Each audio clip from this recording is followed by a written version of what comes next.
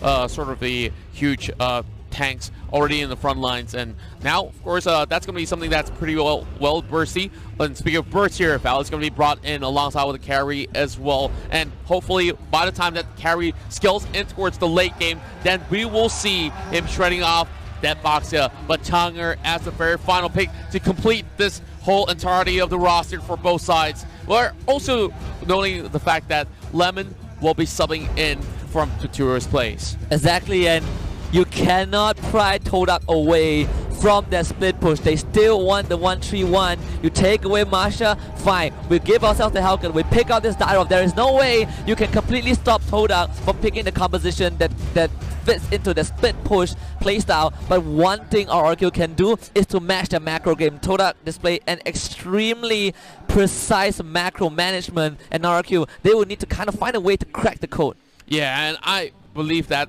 for the side of TODAK here, that you always have a plan B if their plan A fails, such as when they are attempting for a turtle. There's always going to be somebody pushing one of these lanes, and whenever there's that sort of that split push being done, it's going to be a sort of like a bait and switch. If they do appear anywhere across the map, then they will have to pick either one of these objectives to actually be given out away, and that's how they slowly make their enemies choose a sacrifice in towards that matchup and slowly regain that lead. But RRQ, they're no strangers to this sort of strat as well. And you mentioned about that 1-3-1 being into effect. I'm not too sure. How is the likes of TODAK going up against this formidable opponent? And RRQ here, definitely the favorites from the Indonesian side to also take that game. I've said it so many times before, and it's really evident that Lemon is indeed one of the best players in the world. Exactly, and if you talk at Dyrov, I believe I've said it before in the group stage,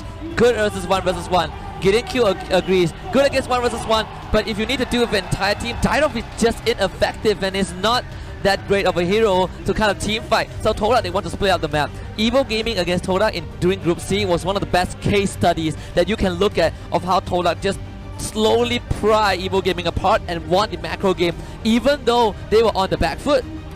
Yep, and that game itself, we saw them slowly tearing towers after towers, and I just love the graphics. You can see a little bit of that stadium being filled up, as well as, of course, each of these roles will be taken out, and I'm really fixated on that mid lane as well, because Moon, he will be facing off the likes of Jago or even the likes of Lemon as well. So in that sort of sense, it really depends on how they're going to be actually faring this one out in that mid lane fight, and we'll see who will be scaling in towards the late game. It's time for us to head into match 1, game 1. We'll have RRQ versus TODAK. It's finally time, Contra. It is finally time. The main event. Teams will fight with their lives. They will fight for their lives. RRQ against TODAK. Indonesia against Malaysia. There's no better way to start off this upper bracket. Well, speaking of that, of course, we know that there is a huge tension between the two countries. They've been arguing who has the best MLBB players. Well, both sides, of course, supporting their own home country as well. Now it's time for them to prove a point. Lemon work top side here, slowly taking out all these minions as we see a little bit of that sort of movement hitting in towards the jungle, and it will be a 1 versus 2, forcing the flicker away from Lemon. Yeah, that is the start that TODAK wants. You want to win the macro game, you need to make sure that RRQ have no utility, have no talents to work with. And now Liam counting with the arrival, they engage, the bouncing ball can stop Nernas in his tracks, but no kills for RRQ just yet. TODAK, they hold on. Wow, Rejuvenate being used up as well, but here comes Jago joining into the picture as well. Take away for the flicker! That's a big first blood hitting the hands of TODAK as we see instant response coming for RRQ as well. Blow for blow, Nanas arriving to the scene, but instead he's getting chased out by Jago. Is there hitting Jago? And there we go! Another kill heading towards the back of Jago. There was no way that Baxian could have escaped. Jago was on the way to level 4. You have the falling star to follow up regardless, but TODAK, absolutely amazing response to get that counter kill. Chico, we talk about keeping an eye on this Helcon. That first blood was something that Lemon did not expect to happen at all. Wow, the arrival and every single spell was being used up in that sort of skirmish. But now look at Liam as well as Jago pushing over the top side as well as the jungle as well, trying to actually steal a couple of these camps, but Nunas is safeguarding some of all these camps by himself. So of course, you don't really want to fully commit to his Boxia, and now Chiku gets a little bit of that upper hand as we see Turtle of course being slain. But oh, Liam, there we go! Liam not gonna survive that, but the Tyrant's Rage almost kills off Nunas. Valiant attempt, great attempt in fact. The fact that the Chiku got the first spike burst on top of Liam, bringing him down to less than half health, that was why they were able to kill him off. But if any other case, I think Liam would have survived that, no problem. But now Chiku is going to get scary. 2-1-1. This early lead is going to benefit Hellcat so much, especially when they're dealing with carry. The gold grab doesn't show much difference just yet, but a little lead might be all our TODAK need. And now Jago goes for the engage. Not able to steal the buff away, but the rest of RRQ are going to collapse in Nunas. They call out with the tortoise poisons, not able to escape by the re-engage. For meanwhile, the Hurricane Dash splits Liam for the rest of his team. Lemon is dead, jumps right in, gets stunned by the Boxer. Here comes the night, the light has been turned off. Chico right in, and TODAK find 2. Wow, the huge invade started off right there as we saw Liam getting pummeled out, and there was nowhere that Kufa could have escaped. And now even Lemon faltered for the second time coming. TODAK here staying real strong, and you know what? The sixth member of the team are definitely the crowd. Yeah, and the crowd is going absolutely wild, and for a very obvious reason, Hurricane Dance for E1. Liam again isolated from his team. They do lose the Dyro, but to what avail? Here comes back up from Lemon, but Chico with the spike. Jago to go in with the ultimate, the falling star moon not connecting on the Chico. He gets out, but Jago can he get anything in return? Moon zoning out this Esmeralda. TODAK to get out.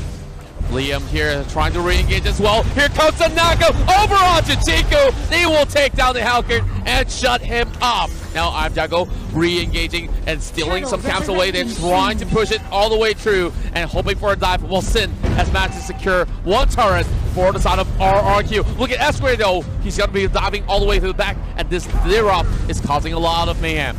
The setup for the 1-3-1 Nunas though, not in a good spot. Basia tanky, but might not be tanky enough. We're trying to walk it up, but Kufra with the time defense, he actually gets out!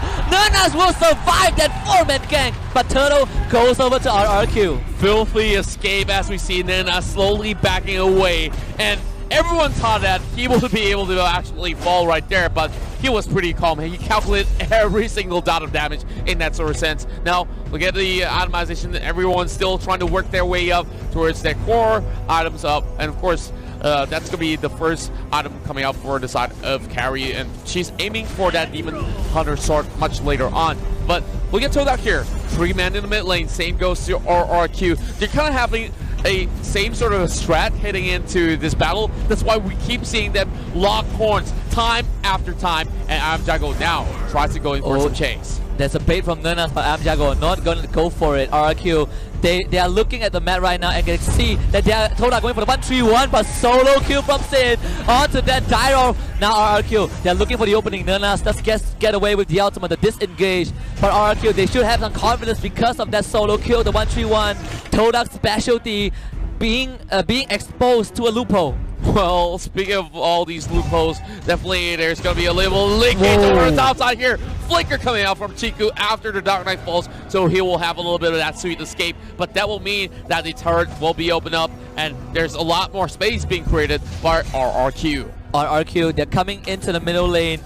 And for the Basia, for Nunas, not as active as Surace's Basia from 10S Gaming Plus. RRQ, if you're dealing with this Kufra, you have to remember there is constantly the element of surprise. That was how the re-engage 2 minutes ago caught TODAK off guard. The gold grab showing RRQ's direction. They're gonna push X-Ray back, and they finish off the Dyro killing spree for Lemon. And you were just talking about catching somebody off guard right there, and they just showed you how they do it. X-Ray now on the back foot, 0-2, and now a little bit of a tickle over on the side of Moon as well. There might just be some engages heading in towards the side of Liam, but that's not going to be all too great for the side of TODAK to actually go in hastily. Now, Turtle's definitely spawning towards the lower side, which means that there's going to be some tussle in that jungle. They're going to kill him up immediately. No way out. Mega kill for Lemon. They will try to zone out Nerna's RRQ, going for this turtle. The one way to beat the speed push composition is to get those turrets early on, is to force them to team fight with a man disadvantage and RRQ. They are doing everything right. Now, sieging on the middle lane, but guess what? They found Moon and they send Chang'e back to the Moon indeed. Chico trying to run away with the Darkest Falls and he will be able to get out, but I Am Jago is waiting. Jago. Chico, they want some fruits. RRQ is hungry. They will find a mega kill for the Esmeralda.